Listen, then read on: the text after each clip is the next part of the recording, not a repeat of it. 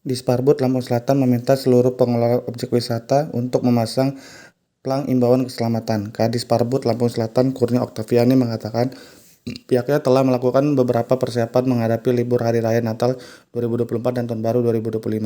Kita sudah mengimbau kepada pengelola objek wisata untuk memasang plang imbauan keselamatan di lokasi objek wisata mereka.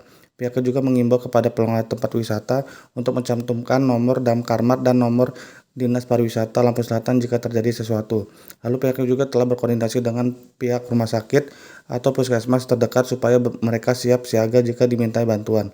Terkait cuaca buruk, yang menyebut sampai sekarang pihaknya belum menerima laporan terkait penutupan objek wisata dan dampak dari cuaca buruk tersebut. Kita lihat sikon ya, saya rasa tidak ada pengelola tempat wisata yang menutup tempatnya, karena saat ini harapan mereka pengunjung atau wisatawan datang ke tempat mereka. Ya, itu lihat sikon ya. Kalau menurut saya tidak ada pantai yang menutup tempat wisatanya karena mereka disinilah harapan mereka mendapat kunjungan terbanyak gitu di Natal dan libur Lebaran gitu.